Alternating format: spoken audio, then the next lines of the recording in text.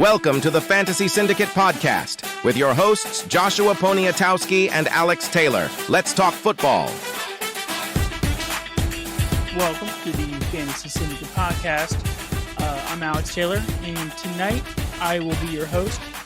Josh is unfortunately not feeling too well, but as they say, the show must go on, right? So tonight I'm going to do a little solo. We'll kind of see how it goes. Might be a little janky at times, but I'll get through it.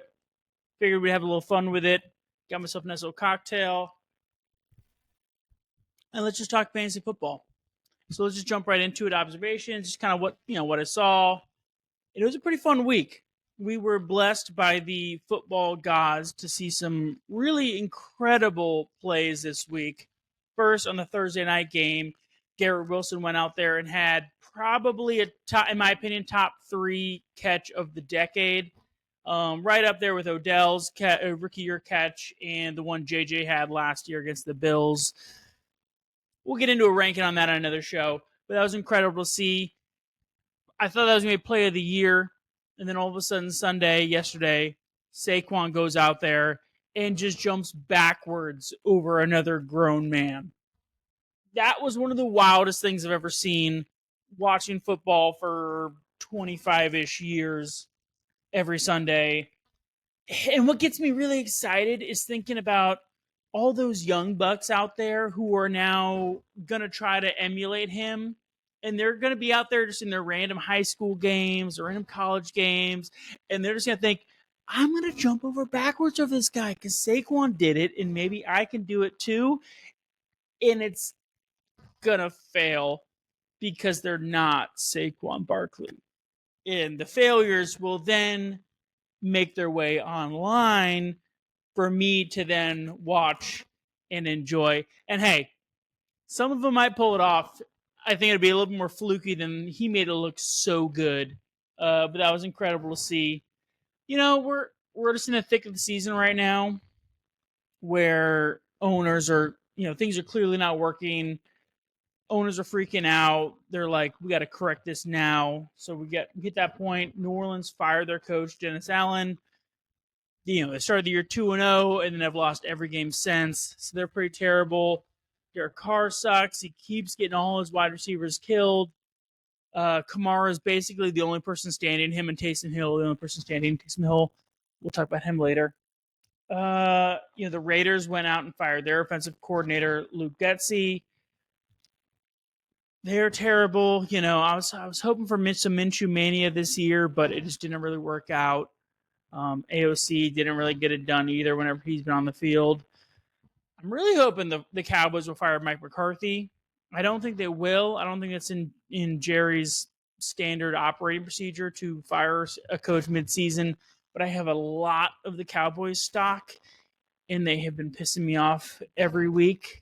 McCarthy was a bum when he was in Green Bay. He's still a bum now in Dallas, but whatever. It is what it is. We'll move on into waiver wire pickups. Tonight, by the way, tonight's episode is probably going to be a lot shorter than usual. Again, due to the fact that I'm just here by myself. I don't really have Josh to ping things back and forth off of and get into deep conversations about. I'm basically just going to hit you with a point, move on. We'll see how it goes.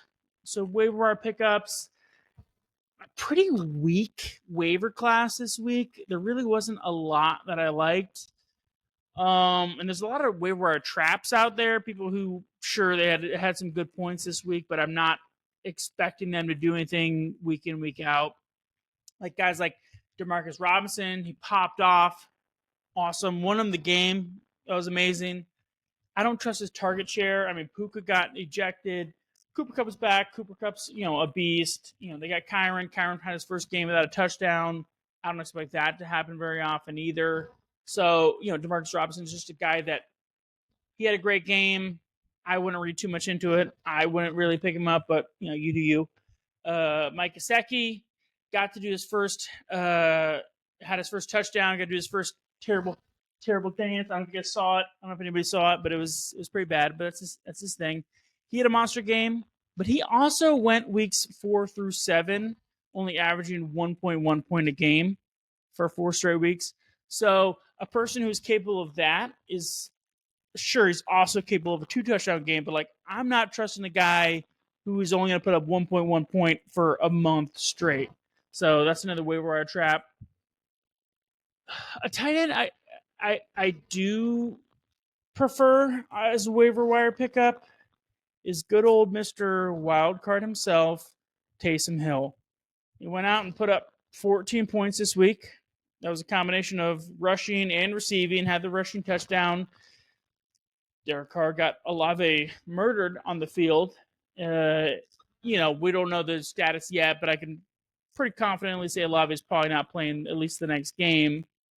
And they went out and fired their coach, too. So we got a new coach. Kamara can't have everything. Somebody has to do something for this team, right? So, the fact that Taysom gets quarterback reps, receiver reps, running back reps, he's a wild card for sure, but, I'd gamble on that. If I needed some tight end help this week, I would probably lean towards Taysom Hill's way.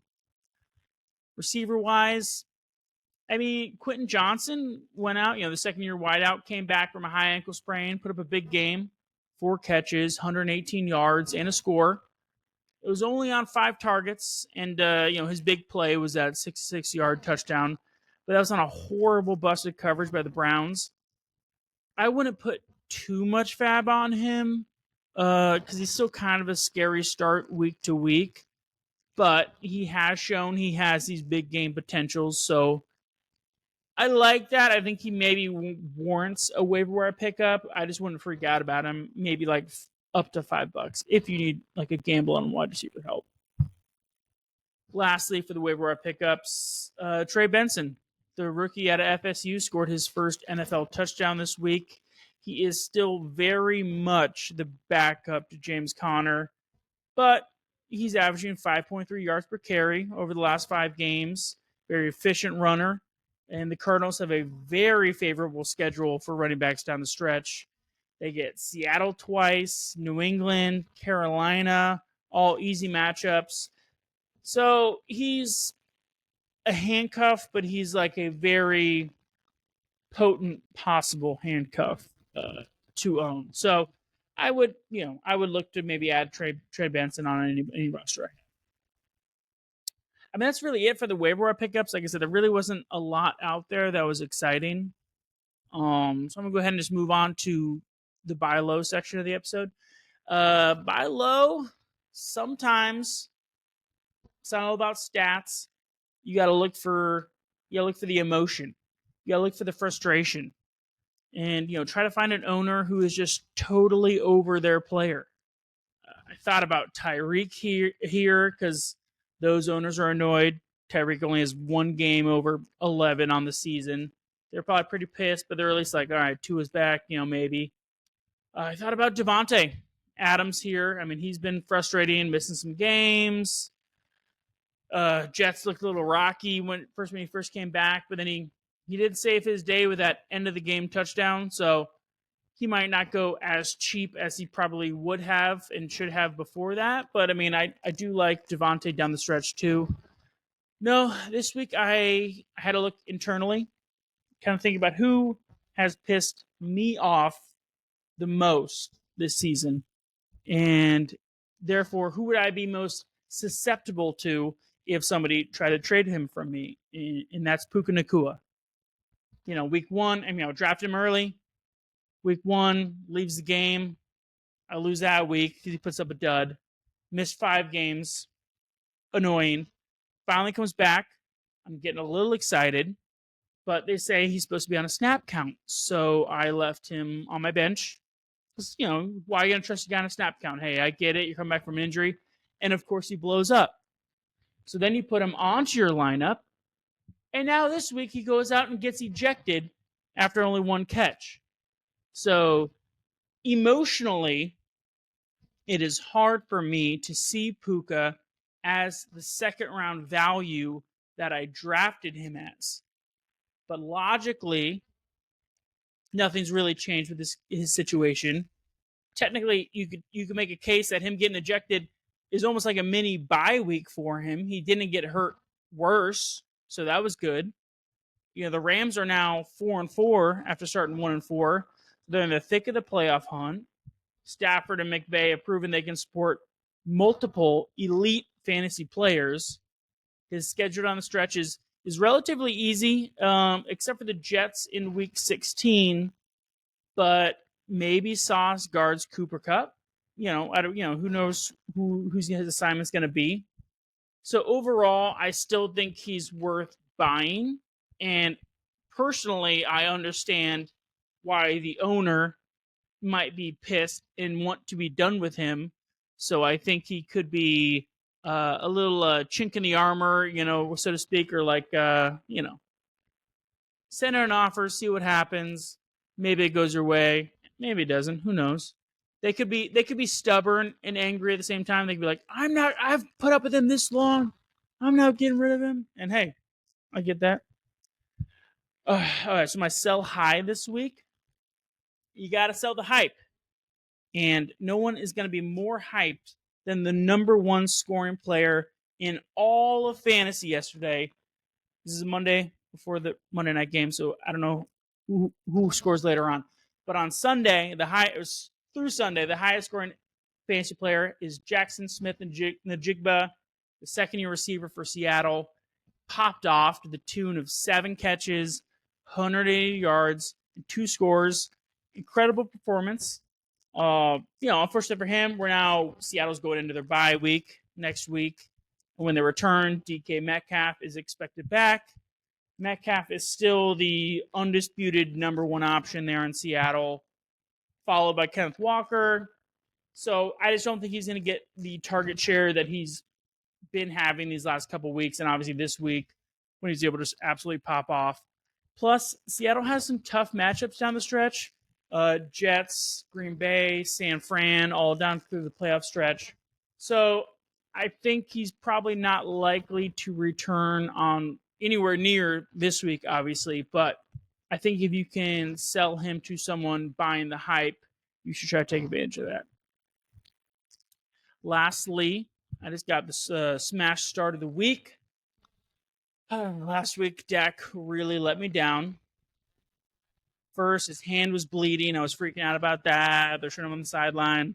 It's like, it's just some blood. You can get back out there. Next thing you know, his hamstring takes him out. Now they're saying he's probably going to miss multiple weeks. That team is just gross. Mike McCarthy needed to be fired 2 years ago. But hey, new week, new me. Am I right? Making a new pick. This week, I'm taking my boy, Kyren Williams. He just had his streak of 10 consecutive regular season games with touchdown end. So I think he's going to be a little angry about that. Looking for some vengeance. He's going up against the Dolphins in a game that Vegas gave the second highest over-under for the week. He does play on Monday night next week, so I won't be able to give an update since we do record on Mondays usually. But I'm thinking he puts up 125 yards, all-purpose yards, mostly on the ground. He needs some catches, though. And 2 scores. So 125, 2 scores, what I think Kyren puts up against the Dolphins next week on Monday night. And obviously at this point, Kyren's pretty much a smash start any week because that guy's awesome. But I really think he just beasts out. So that's about it. That's all I got for you guys tonight. Like I said, it was going to be a little shorter than usual. I was just kind of here by myself, but want to get a little something out there for the world. And hopefully Josh is healing up and ready to go for next week. Feel free to like and please subscribe. Of course, love that. And it's been real. Catch y'all later. Peace out.